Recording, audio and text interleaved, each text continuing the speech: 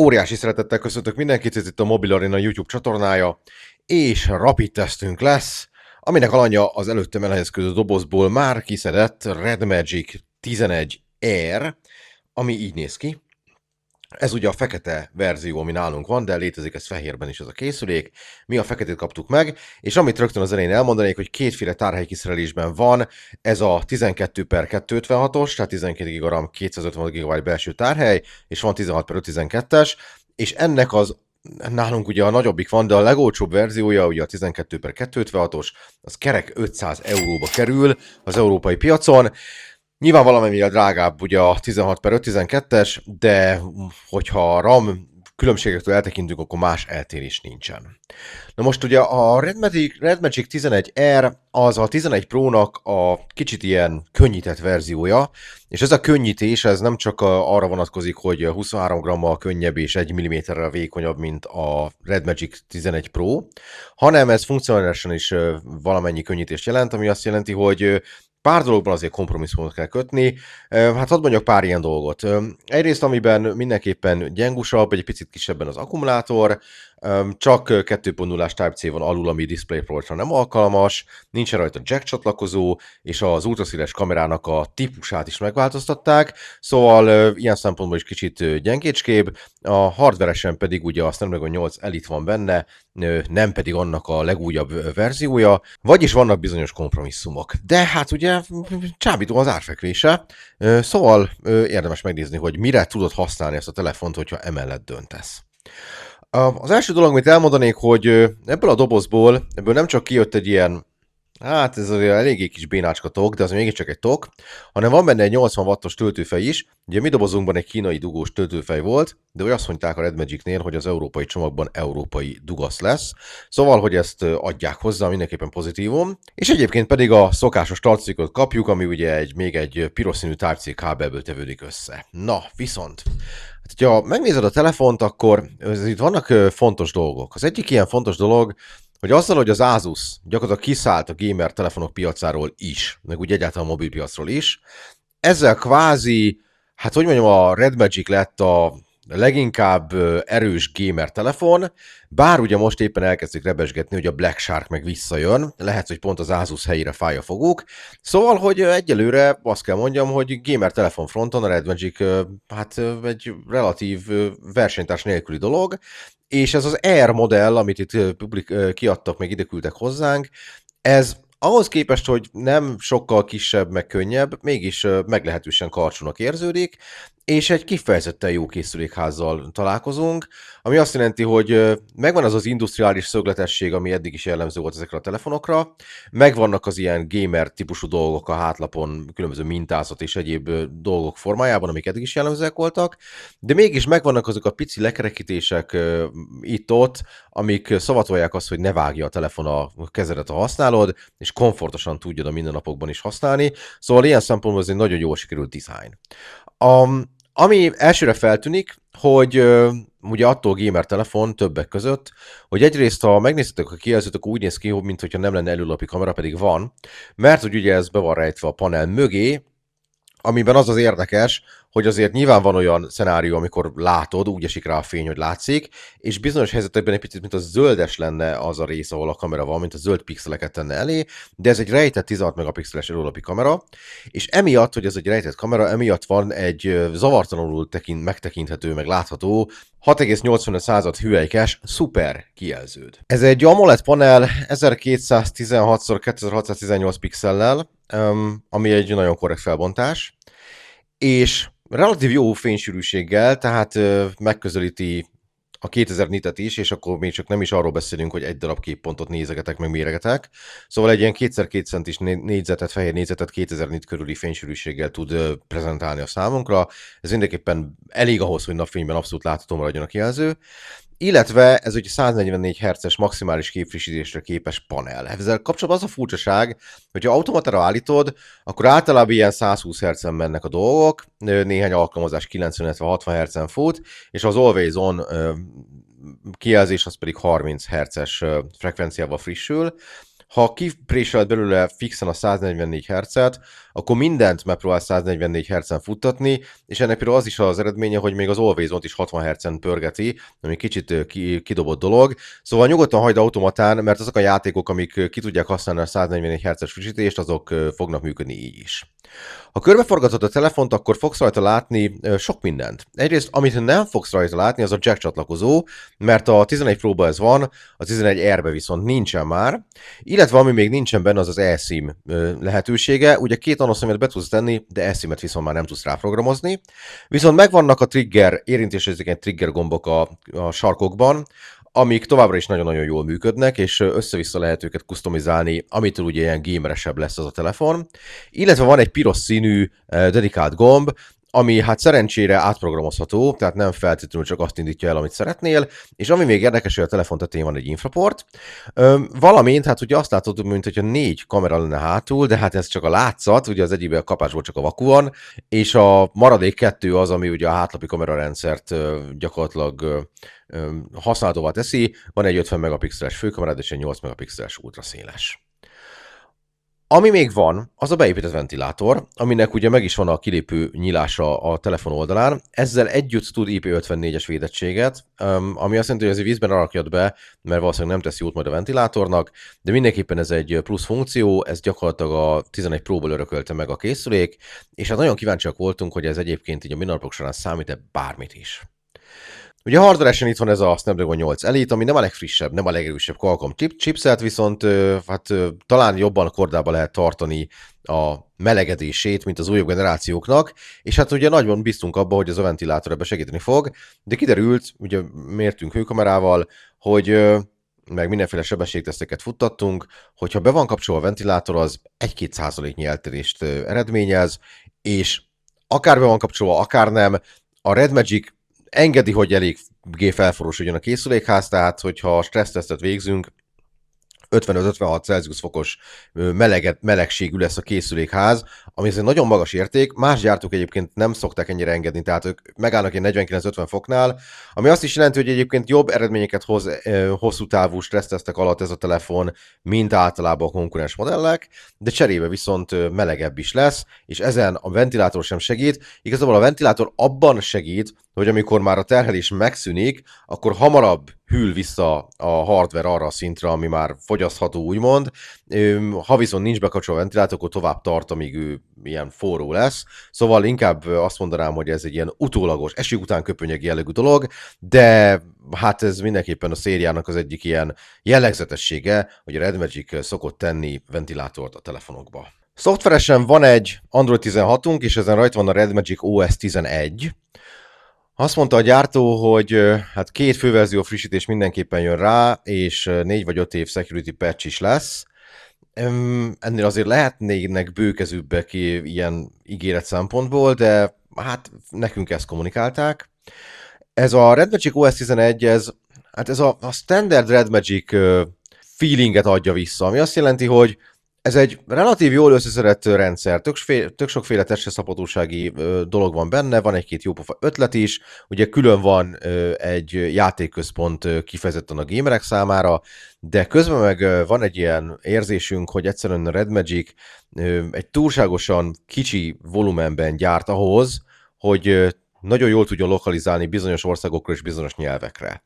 Ez azt jelenti, hogy a funkciók angolul abszolút működnek, és angol nevük is van, nem pedig kínai feladatokat kell lássál. Viszont amikor arról beszélünk, hogy mondjuk magyar nyelvet akarsz benne használni, akkor egy csomó minden nem lesz magyarul, hanem megmaradnak az angol fordítások. Szóval ez azok számára zavaró, akik mondjuk az angolt nem akarják rendszernyelvként használni, hanem inkább valamilyen kisebb nyelvet használnak, például ugye mondjuk a magyart, hogy maradjunk a mi országunkban, de hát alapvetően ez évek óta így van a Red Magic szériánál, és nyilván erőforrásbeli problémák vannak a háttérben, kisebb piacokra a Red Magic egyszerűen nem allokál annyi erőforrást, hogy megérje a teljes menürendszert lefordítani, szóval, hogy ez mindenképpen egy kompromisszum. Miután ez egy gamer telefon, ezért nagyon fontos, hogy játékfronton mit hoz. Ugye van egy dedikált rész erre a GameSpace, ha elindítjuk, akkor ugye ezt akár oldalsó gombbal le lehet indítani, akár parancsikonról. Alapvetően információkat biztosít az aktuális FPS számról a játékokon belül, a CPU meg a GPU terheltségéről, lehet vele képernyőrögzítést indítani, lehet matlatni az energiafelhasználásban, és természetesen ugye paraméterezhetőek a trigger gombok, vagyis az oldalsó ravaszok is, szóval, hogy egy csomó olyan dolgot meg lehet vele oldani, ami ugye segíti azt, hogy jobban tudjál játszani. Vannak olyan játékok, amikben még helyettünk tud lootolni is, meg stratégiai tippeket adni, de ezek általában kínai játékok. Azt mondanám, hogy gamer fronton azért elég széles az eszköztár ahhoz, hogy azt örömmel lehessen használni. A kamerás oldal sosem volt igazán a Red Magic telefonok erősséges, ez most is így van. Ugye Omnivision szenzorokkal dolgozik mindenhol a Red Magic. 50 megapixeles a főkameránk, ez 50 megapixelben nem érdemes használni, mert nem lesznek igazán jók a képek, inkább hagyjuk, hogy az algoritmus binnelje le. Ha ezt így hagyjuk, akkor nappali környezetben nem lesz olyan rossz az eredmény, sőt, az igazából kifejezetten vállalható. Az esti időszakban viszont megbicsatlik a fehér egyensúly, és hát van némi túlélesítés, ami egy picit zavaró, szóval, hogy este már nem lesz annyira jó, és azt gondolnád, hogy hát ha 50 megapixelen van, akkor a kétszeres digitális zoom az talán jól fog majd sikeredni benne, de úgy néz ki, hogy egy nagyon-nagyon primitív kroppolással állítja elő a kétszeres digitális zoomos képeket, konkrétan kivágja a kép közepét a rendszer, és azt skálázza 12,5 megapixelre, szóval, hogy egyáltalán nem lesznek jók a kétszeres zoomképek. Az ultraszéles kamera a maga 8 megapixeles felbontásával már papíron sem ígér túl sok jót, és az eredmény az hát a gyakorlatban is ugyanez, ami azt jelenti, hogy már nappal is azt lehet érezni, hogy nagyon puhák a rajzolatok, sok a bizonytalanság, vannak bizonyos képhibák, este pedig tényleg azt lehet érezni, hogy nagyon pici szenzor, ami miatt egyszerre lesz zajos és mosott az esti felvétel, szóval, hogy az ultraszéles kamera az egy ilyen eléggé futottak még kategória. Ha pedig videózni szeretnénk, akkor van 8K, hát annak túl sok értelme nincs ebben a telefonban, nem lesznek jobb a felvételeid. A legjobb eredmény 4K30-ban éred el, csak ugye az a probléma, hogy visszajött az a Red Magic-es kreténség, hogy nem lehet váltani a látószögek között videózás közben, nem csak akkor, hogyha 4K-s felbontást akarsz, hanem Full HD-nál sem. Vagyis vagy az ultraszéles kamerát használod videózáshoz, vagy a főkamerát, és hogyha váltani akarsz, akkor leszel szíves leállítani a felvételt és úgy váltani. A főkamerával nappal igazából nem drámai a rossz a helyzet, sőt, élességben, meg színkezelésben rendben vagyunk a videók kapcsán. A stabilizációban már kevésbé, ott azért sokszor érezni, hogy hullámzik a fókusz, és remegősek lesznek a felvételek. Ez este hatványozottan jelentkezik, mindenféle fények megzavarják itt szegény kamerát, és elkezdi eldobálni a fókuszt. Szóval nappali videózásról azt mondom, hogy oké, de ha gyorsan mozognál vele, vagy ilyesmit csinálsz, akkor viszont a stabilizációnak a relatív tetten érhető hiánya az nagyon látszani fog a felvételeken. Ami még egy gamer telefonnál azért okvetlenül egy lényeges szempont, az az, hogy milyen az üzemidő, és ebből a szempontból a Red Magic 11R kifejezetten jól teljesít, ugye egy 7000 mAh-órás szilícium-cén telefon benne, amit tényleg egy relatív vékony készülékházba be tudtok zsúfolni, szóval well done. Ezzel a mi tapasztalatunk szerint még aktív használat mellett is megvan a 2 napos üzemidő, és itt az aktív használatot úgy értsétek, hogy napi 4 óra játék, navigáció, streaming és egyéb cuccok mellett is simán kibírta 2 napig töltő nélkül ez a telefon, szóval, hogyha valaki visszafogottabban használja, akkor az lehet ez több is, de ha mondjuk visszafogottan használsz egy ilyen telefont, akkor minek veszel egy gamer mobilt, szóval mondjuk azt, hogy hardcore usereknek is azt tudom mondani, hogy a 2 napos üzemidő benne van a motyóban. Ráadásul van egy 80 wattos töltési sebesség, és ezt PD-n le tudja adni, mi ugye rápróbáltunk a saját PD 3.1-es töltőnkkel, és simán hozta a 80 wattos töltési sebességet, szóval, hogy ilyen szempontból abszolút helytáll, és kifejezetten jó a cucc. Egy kicsit hiányzik, hogy nincs benne vezeték nélküli töltés, viszont van benne visszatöltés más eszközökre, tehát USB kábelen keresztül tud átadni áramot más telefonok számára. Ez egy jól sikerült akkumulátor egy kecses házban, tehát ilyen szempontból semmilyen kritikánk nincsen, ezt így kell csinálni. Ha lenne még benne vezeték nélküli töltés, akkor azt mondanám, hogy tényleg non plus ultra, de így sem rossz. Viszont összegzésképpen egy kicsit ilyen felemás helyzetben vagyok, mert ha azt nézem, hogy egységnyi pénzért mennyit az a telefon, akkor az relatív sok. Ugye van benne egy csúcs hardware, van benne egy nagyon jó kijelző, van benne egy hatalmas akkumulátor, egész jó a menürendszere is, tehát az a Red Magic OS ez abszolút vállalható, friss Android van rajta, szóval ilyen szempontból oké. Nagyon jól néz ki, jó helyen vannak a gombok, van benne ventilátor, bár mint kiderült nem sokat ér, És van benne egy nagyon felejthető kamerarendszer, de hát ez ugye a gamer mobiloknak az egyik jellemzője, de azért összességében mégis az van, hogy ennyi pénzért ez egy jó csomag. Ami miatt mégsem vagyunk teljesen elégedettek, azok pont azok az apróságok, amik olyan bosszantóan tudnak hiányozni, és nem feltétlenül drágítanának meg nagyon sok szempontból egy ilyen telefont, és ugye ilyen mondjuk az eSIM támogatás hiánya, ilyen a jack csatlakozó hiánya, ilyen a kamerák közötti váltás lehetősége videózás közben, szóval, hogy vezeték nélküli töltés hiánya, szóval ilyen apróságok hiányoznak, és persze erre mondhatja azt a Red Magic, hogy hát, hogyha ezeket akarod, akkor itt is vedd meg a Pro-t, kicsit drágábban, de akkor lenne teljesen nagy a mosolyunk, hogy ezeket mind biztosítaná. A másik dolog, ami miatt nem tudok 100%-osan rajongani a készülékért, az egyrészt az, hogy hát láthatóan a kisebb nyelvekre egyáltalán nem fókuszál a Red Magic, és a legtöbb funkció, amit használni szeretnél és extra, az legjobb esetben is angolul marad. Hogyha olyan nyelvre váltasz, mint amilyen a magyar, akkor a fele menürendszer az egy másik nyelven fog veled kommunikálni, ez egy picit szomorú. A másik dolog, hogy azért a 2 év főverzió frissítés az szerintem már ebben az árkategóriában is nagyon kevéske, tehát hogy ennél azért mindenképpen többet vártam volna, de egyébként az van, hogy ennyi pénzért ez egy jó vétel. Nyilván ugye egyrészt akkor jó vétel, hogyha akarsz egy gamer telefon, de nem akarsz annyi pénzt kidobni, mint amennyibe a Pro kerül. Más opciót pillanatnyilag nem nagyon van, hogyha trigger gombokat is szeretnél, meg notchmentes kijelzőt is szeretnél, meg game centert is szeretnél, meg paraméterezhetőséget is szeretnél, meg egyáltalán egy gamer külsőt szeretnél, akkor kevés az alternatíva a piacon. Erre például az a választunk, hogy érdemes megnézni egy Poco F8 Pro-t, vagy egy Poco F8 Ultrát, mert azok is nagyon erős hardvert adnak relatív jó árfekvésben. Nincsenek meg a trigger gombok, meg nem ennyire gamer a cucc, de hogyha azt nézzük, hogy mennyire lehet vele játszani, akkor igen, lehet. Ezzel együtt, azzal, hogy az Asus kizuhant, a Black Shark meg még nem jött vissza úgyis Isten igazából, azzal mégiscsak azon, hogy a vérbeli gamer telefonnál, androidos körökben abszolút maradt a Red Magic, szóval, hogyha te ilyet keresel, akkor és a legolcsóbb megoldást keresed korrekt hardverrel, akkor a Red Magic 11-nek az Air verziója, ami itt a kezemben is üldögél, az igazából egy olyan vétel, aminél jobbat nem nagyon fogsz találni, ha ténylegesen ezek az elvárásaid. Úgyhogy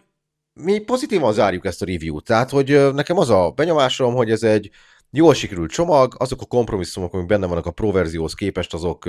vállalhatóak, elviselhetőek és indokolhatóak.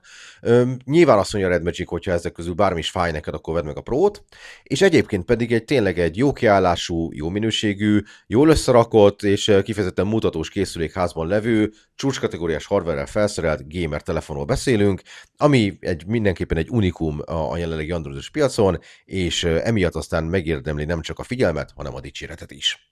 Ha több információra lenne szükség a készülékkel kapcsolatban, akkor van a mobilrunner.hu-n egy részletes írott tesztünk, beraktam ide a leírásba. Ha még hasonló videókat szeretnél látni ezen a csatornán, valamiért nem vagy feliratkozva, akkor itt van a hatalmas lehetőség, hogy ezt pótold, és megnyomd a feliratkozás gombot, és akkor nem fogsz lemaradni a később érkező tartalmainkról sem, amelyek hamarosan ténylegesen jönni is fognak. Szóval mindenkinek, aki idáig kitartott, nagyon szépen köszönöm a figyelmet, találkozunk egy következő videóban minél hamarabb, addig is minden jót kívánok, sziasztok!